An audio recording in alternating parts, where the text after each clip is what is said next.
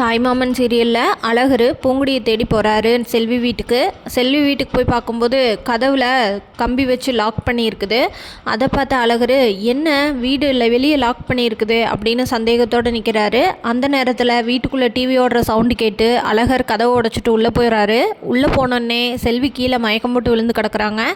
இதை பார்த்த அழகர் எவ்வளோ எந்திரி புள்ள அப்படின்னு சொல்லி எழுப்புறாரு. ஆனால் அந்த பிள்ளை எந்திரிக்கலை. உடனே உள்ளுக்குள்ளேருந்து ஒரு சத்தம் வருது, அண்ணே அண்ணே அப்படின்னு. அழகர் உடனே எந்திரிச்சு வேகமாக உள்ளே போய் பார்க்குறாரு. அங்கே போய் பார்த்தா அமுதாவை கழுத்தில் கட்டி போட்டு வச்சுட்டு போயிருக்காங்க. என்னம்மா என்னாச்சு அப்படின்னு சொல்லி கேட்குறாரு அழகர். அண்ணே எங்களைய இந்த கருங்கல் பாண்டி அடித்து போட்டுட்டு பூங்குடியை தூக்கிட்டு போயிட்டாருண்ணே அப்படின்னு சொல்கிறாங்க.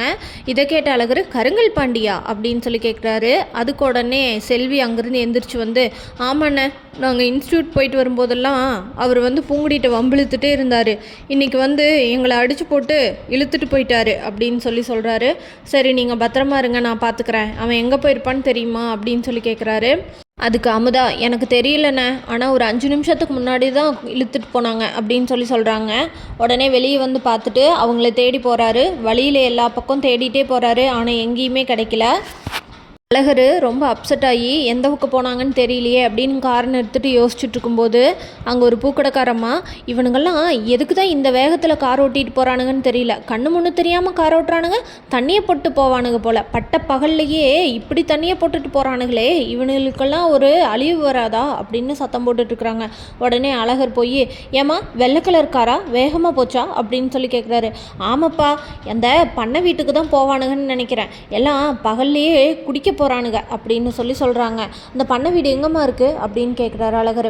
அதுக்கு அந்த அம்மா வழியை சொல்லி தாட்டி விடுறாங்க. அழகர் உடனே கார் எடுத்துகிட்டு வேகமாக கிளம்புறாரு.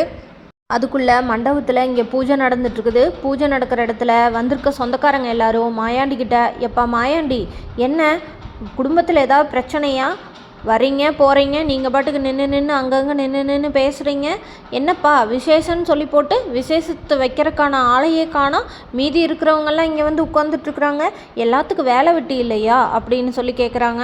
இதுக்கு மாயாண்டி என்ன பதில் சொல்கிறதுன்னு தெரியாமல் உட்காந்துருக்குறாரு. கேட்ட மீனாட்சி, அம்மனுக்கு 108 போற்றி பாடி முடிக்கிறக்குள்ளே என் மகன் மருமகளை கூட்டிகிட்டு வந்துடுவான், அது வரைக்கும் சித்த பொறுங்கய்யா அப்படின்னு சொல்கிறாங்க. அம்மா அருணா, நீங்கள் 2 பேரும் இந்த பாட்டை அம்மனுக்கு 108 போற்றி பாடி முடிங்கம்மா அப்படின்னு சொல்கிறாங்க. உடனே அவங்களும் பாட்டு பாட ஆரம்பிக்கிறாங்க.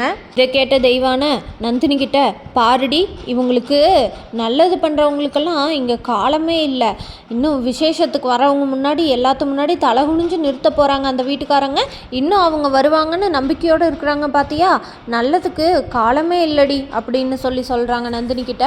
அதுக்கு நந்தினி, அம்மா நீ வேற கம்முன்னு இருமா, மாமாவும் அத்தையுமே இன்னும் அவள் வரலைன்னு டென்ஷனில் இருக்காங்க அப்படின்னு நந்தினி சொல்கிறாங்க.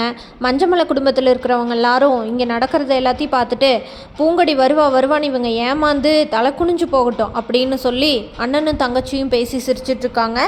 அந்த நேரத்தில் மஞ்சமலையோட அம்மா, ஐயா எதுக்கோ நம்ம பூங்குடி இருக்கிற இடம் தெரிஞ்சு போச்சோ, அதனால தான் அந்த பயலை தாட்டி விட்ருக்காங்களோ அப்படின்னு கேட்குறாங்க.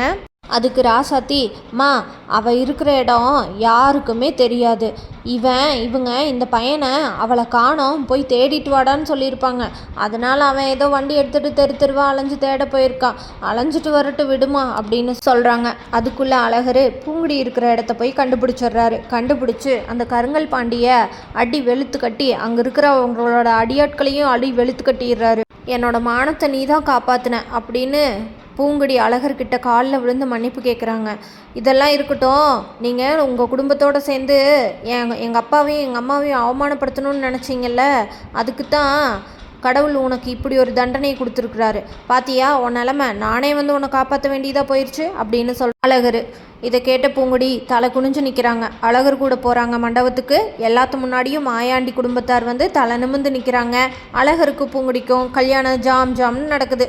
பூங்குடி மண்டபத்துக்கு அழகர் கூட்டிகிட்டு வந்ததை பார்த்தோன்னே மஞ்சமலையும் ராசாத்தியும் ரொம்ப ஷாக் ஆகிடுறாங்க. யார் சொல்லியிருப்பாங்க பூங்குடி இப்படி செல்வி வீட்டில் இருக்கிறத? பூங்குடி செல்வி வீட்டில் இருக்கிறத யார் சொல்லியிருப்பாங்க அழகர்கிட்ட? ஒருவேளை சொடலை தண்ணி போட்டிருக்கானே, சொடலை கீத்து சொல்லியிருப்பானோ அப்படின்னு மஞ்சமலைக்கு சொடலை மேலே சந்தேகம் வருது. ராசாத்தி கன்ஃபார்மே பண்ணிடுறாங்க, இந்த ஆள் தான் சொல்லியிருக்கான், நம்ம அண்ணனுக்கு தெரிஞ்சதுன்னா அவ்வளோதான் அப்படின்னு சொல்லிட்டு பஞ்சமலையும் ராசாத்தியும் சொடலை மேலே கோவப்படுவாங்களா, இல்லை நம்ம அவமானப்படுத்தலான்னு நினைக்கிறது நடக்காமல் போயிருச்சேன்னு பூங்குடி மேலே கோவப்படுவாங்களான்னு தெரிஞ்சுக்க நம்ம சேனலை மறக்காமல் லைக், ஷேர் அண்ட் சப்ஸ்கிரைப் பண்ணிக்கோங்க.